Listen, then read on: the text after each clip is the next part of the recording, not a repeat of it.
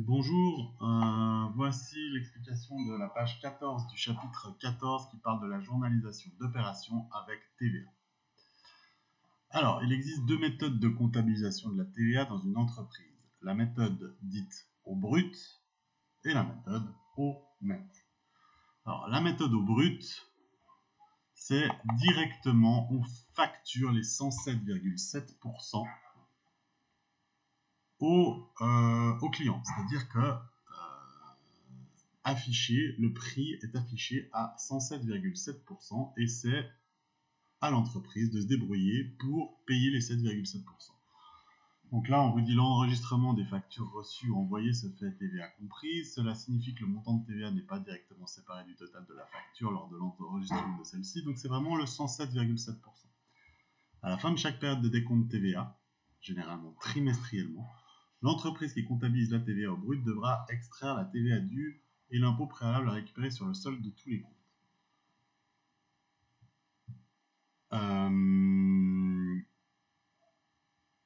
De tous les comptes touchés par la TVA durant la période de décompte. La comptabilisation brute est principalement utilisée par les petites entreprises. Donc là, ça vous pouvez mettre au stabilo. C'est pour les petites entreprises qui n'ont pas le personnel administratif capable de gérer quotidiennement la facturation et la TVA. L'utilisation d'un logiciel pour permettre à l'entreprise d'appliquer la méthode au net au lieu de la méthode au brut devrait toutefois être privilégiée. Donc, ça veut dire qu'en gros, ils sont un peu dépassés, c'est une ou deux personnes qui font ça, ils sont pas très très doués en informatique, ils facturent tout, puis il y a un moment où les impôts ils toquent à leur porte, puis ils leur disent dis donc, il nous faut ça, ah ouais, ok, il nous faut ça. Et ils n'ont pas du tout mis en place un calcul pour ça. Par contre, la méthode dite au net, c'est celle qu'on va faire nous dans la journalisation. L'enregistrement des factures reçues, vous voyez, se fait hors TVA. Cela signifie que le montant de TVA est directement séparé du total des factures lors de l'enregistrement de celle-ci et viré au compte d'impôt préalable de TVA. Donc ça veut dire que là, on met le 100% et le 7,7% à côté. On va voir comment ça se matérialise dans les écritures. À la fin de chaque période de décompte TVA, généralement trimestriellement, toujours trimestre, l'entreprise qui comptabilise la TVA honnête sera en mesure de déterminer directement, alors elle sait directement ce qu'elle doit. Il lui suffira de faire la différence de ses comptes TVA dus et impôts préalables pour savoir si elle a une dette envers l'AFC ou une créance. La comptabilisation honnête est utilisée par les entreprises qui génèrent leur comptabilité par informatique ou qui ont un personnel qualifié pour s'occuper de la TVA. Donc clairement, c'est vraiment recommandé ça parce que là, c'est un peu le bazar. Ah oui, c'est juste une... Là, on sait exactement où on en est. La différence qui existe donc entre la comptabilisation honnête et la comptabilisation brute de la TVA réside dans le moment de l'enregistrement de celle-ci. Effectivement, c'est vraiment le moment de l'enregistrement de celle-ci. Là, ils disent, ouais, bon, bah, chaque trimestre, on fait les calculs là, c'est directement. Et à la fin de chaque trimestre, on n'a qu'à regarder ce qu'il y a dedans. Il a lieu lors de chaque opération comptable et au brut, il se fait lors du décompte trimestriel de la TVA. Le résultat final est exactement le même du point de vue comptable. Évidemment, ça fait exactement la même chose, mais là, on perd moins de temps parce qu'on le fait directement à chaque fois. Le montant de TVA encaissé auprès des clients est à verser à l'AFC, sont enregistrés dans un compte passif TVA dû. Alors ça, TVA dû, vous allez voir, on va le voir plein de fois. Donc ça, c'est dès le moment où on vend quelque chose. Mariella vend des sacs Michael Kors à Zoé, Mirlinda, Tasnim et Yolanda. Elle vend des sacs Michael Kors, donc elle vend le 100%, elle affiche le 107,7%, le 7,7%, elle l'encaisse, mais il n'est pas pour elle. Les montants de TVA payés aux créanciers fournisseurs et récupérables auprès de l'AFC sont enregistrés dans deux comptes d'actifs circulants. Donc là, c'est lorsqu'elle achète les montants de TVA payés impôt préalable sur marchandises et services, impôt préalable sur investissement d'ACE. Lorsque Mariella achète des sacs Michael Kors, elle va payer un impôt préalable, c'est-à-dire qu'elle paye déjà le 7,7% qu'elle va récupérer. Afin de faciliter l'établissement des décomptes TVA, les entreprises utilisent en général des comptes distincts selon les taux, comme par exemple 2,5, 7,7, 2,5, 7,7. Donc ça, c'est les différents taux de TVA. On va voir, c'est pas très important. Voilà. Alors comment ça se matérialise?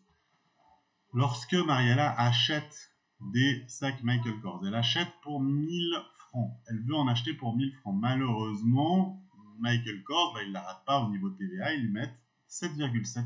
Ça fait 77 francs. Elle achète pour 1000 francs et elle met de côté 77 francs qu'elle va pouvoir récupérer. Mais Michael Kors, eux, ils affichent clairement 1077. C'est Mariella qui se débrouille pour dire, bon bah ok, toi tu m'as affiché le 107,7%, je paye le 100%, je paye le 7,7%, mais le 7,7%, le IP, je vais le récupérer. Lors d'une vente, lorsque Mariella vend à Zoé un sac Michael Kors, elle va afficher 4308. Donc, imaginons que c'est un sac très très cher de 4308. Ça, c'est le 107,7%. Elle vend, Mariella, pour 4000 francs. Et elle va mettre de côté 308 francs qu'elle va devoir payer. Attention, TVA due, elle va devoir les payer. Là, quand elle achète, elle va pouvoir récupérer cet argent. Faites bien attention. IP, les 77 francs qu'elle a achetés auprès de Michael Kors, elle va les récupérer. TVA due, c'est quelque chose qu'elle va devoir payer. Et c'est pour ça qu'elle l'encaisse. Alors, de temps en temps, il peut y avoir d'autres trucs que des sacs Michael Kors, facture relative à un achat de papier pour l'imprimante. Mariella, elle peut très bien avoir du papier à acheter. C'est la même chose, c'est le même principe, elle va devoir payer le 107,7%. C'est dans autres dettes parce que ça ne concerne pas les marchandises, ça concerne du papier, ça ne concerne pas des sacs Michael Kors. Elle paye le 107,7%. Là, c'est le 100%, frais d'administration, et impôt préalable, c'est ce qu'elle paye déjà et puis qu'elle va récupérer par la suite. Donc là, ça se matérialise comme ça. On a IP sur marchandises, IP sur investissement. C'est simplement ça, c'est les sacs Michael Kors. Ça, c'est tous les autres trucs qui concernent la TVA. TVA due, ça, c'est quand elle a vendu. Ça, c'est quand elle a vendu, elle a facturé et on va lui demander de payer 308 francs. Vente de marchandises, elle a vendu pour 4000, elle a acheté pour 1000. Frais d'administration, 50 francs, ça c'est encore c'est ce qu'elle a payé, puis ça concerne la TVA. Ici, vous avez l'achat de marchandises, il était de 1000 francs, donc là on parle hors TVA, achat de marchandises 1000 francs, vente de marchandises 4000 francs, marge brute de 3000 francs, les 3000 on les vire ici, marge brute de 3000 francs. On a des frais d'administration qui sont de 50 francs, donc ça c'est dans le deuxième degré du compte de résultat, c'est le premier degré, là c'est le deuxième degré. On en déduit un bénéfice net de 2950. Alors ça c'est extrêmement simple. À la fin de chaque période du décompte, l'entreprise détermine la TVA à verser à l'AFC, TVA issue des ventes et celle que l'AFC lui doit. TVA issue des achats, l'investissement, ACE, suivant le solde, soit l'entreprise le devra à l'AFC, soit l'AFC le devra à l'entreprise. Donc en gros, il y a ce qu'elle doit récupérer et il y a ce qu'elle doit payer. Je rappelle que ce qu'elle doit payer, c'est TVA due, ce qu'elle doit récupérer, c'est ça. Elle fait la différence entre les deux, et la différence entre les deux, soit elle doit payer plus qu'elle doit récupérer, soit elle doit récupérer plus que ce qu'elle doit payer. Et le solde, c'est-à-dire la différence qui reste, soit elle doit payer, soit elle doit récupérer, elle va regarder avec l'AFC. Et toute cette opération, on le fait, alors attention de ne pas se tromper, alors qu'il y a TVA due, alors qu'il y a impôt préalable, toute cette opération, on l'a fait dans TVA due. C'est un peu comme si on avait deux amis qui font deux choses différentes, et puis qui